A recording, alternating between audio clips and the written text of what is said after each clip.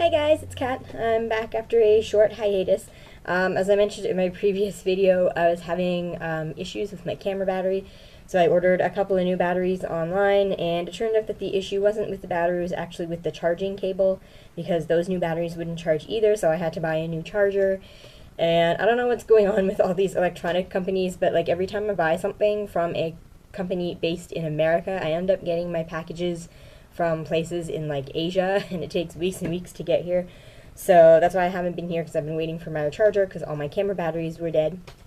But I'm back now, and I have a little bit of a haul for you today, and I have a couple of finished items. So I'm going to show you my finished items first. So the first thing I have here is a slouchy hat I made. I wanted a slouchy beanie type hat for when the winter comes, and I wanted it in white because I have a whole bunch of different winter coats, and white is the one color that would match them all the best, so I did it in white. I actually wanted it to look more beanie-like, but this actually turned out more beret-like. The pattern I used had a picture with it that didn't really look quite like this. I think the person who made the one in the pattern put more rows in it to make it more slouchy. So I guess I should have done that. This was actually kind of a pain in the butt to make because I followed the pattern exactly, and it turned out like flat like a beret. So I had to rip it out and add more rounds to it to make it more slouchy, and then the brim wouldn't fit my head. It wouldn't even sit on the back of my head as a beret. It was so small. So I had to rip out a bunch of rows and do a couple of rows straight instead of decreasing. And then it was still too small, so I had to rip them out and do more rows straight instead of decreasing. And I had to keep ripping it out until I got it to fit my head. It was such a pain in the butt, but I'm glad it's done now. It actually looks really nice. It's still more beret looking than I would like, but I think it actually turned out really nice. And to go with it, I made an infinity scarf. So this fits around my neck a couple of times. And I really wanted it because, there. So it's nice and snug around my neck. It'll be nice and warm for winter. And my headband came off. So I really wanted it for, specifically for my wool coat that I have, because it only buttons up to about here, and then so I have an open neck, and I don't like regular scarves that hang down because then I have to like tuck them into my coat and it's hard to button up, or if I don't tuck them into my coat then they just kind of hang there and it's not warm enough, and so I really wanted an infinity scarf that would just stay around my neck to wear with that particular coat. And I made both the hat and the scarf out of 1 6-ounce skein of Caron Simply Soft. So I think that was a good deal. I got 2 items out of 1 skein. That was pretty good. So now I'm going to do a little bit of a haul. A couple of weeks ago I went to my local Valley Village and I picked up 3 bags of this white yarn. This must be really old because it says Towers on it, as you can see, and Towers used to be a like a discount department store, kind of like a Kmart kind of thing, Kmart, Walmart type store, that we used to have here in Canada when I was really, really little, and it closed when I was maybe like 6 or 7 years old, so this is really old yarn. But I needed a bunch of white yarn because there's a lot of Christmas things I want to make that need a lot of white, so I picked these up. These were only $2 for 2 skeins.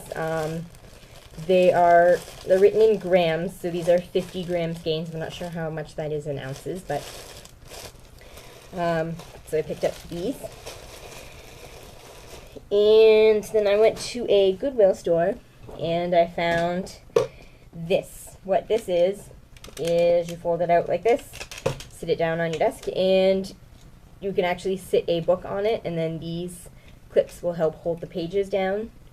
I bought it mostly for cookbooks when I'm cooking in the kitchen, but I also want to use it for craft books and magazines when I'm sitting at my dining room table. I can prop them up on here. It was only $1 down at the Goodwill store, so I couldn't pass it up. I actually ordered a wooden one a long time ago from there was a fundraiser at my nephew's school, and they had a catalog with various random items that they were selling, and I ordered a wooden one, and then when the order came in, they sent me this thing saying, sorry, we didn't have any of those left in stock, and they gave me this, like, wire one that did not hold up. Like, I put a little, like, really light, flimsy paperback book on it, and it collapsed. It was like the lightest book I have, and it just collapsed. It does not hold anything. It is junk. So I found this one, and I'm hoping this one will be sturdier and will do the job. So I thought it was a neat thing to show you. And I went to Michael's a few days ago, and I picked up this little gadget. It is a row counter. So every time you do a row, you move the thing up to count your rows so you don't lose track of your rows. I was always bringing paper and pens with me everywhere so I could like write down and cross off and keep track of my rows that way, but it was a pain in the butt. So I wanted one of these. This was $1.99. This is actually, it's by Boy, but it's made for the Crochet Dude line of products. And it was only $1.99, and it was weird. They had another one exactly like this, and it was just Boy, not Crochet Dude, and it was $3.99. But it was the exact same thing. So I went with this one, and I had a 40% off one regular priced item coupon, so I actually got it for $1.19, and it's really handy. I love it. I use it all the time, and I have to be careful where I leave this because the cats have decided that this makes a good toy to bat around.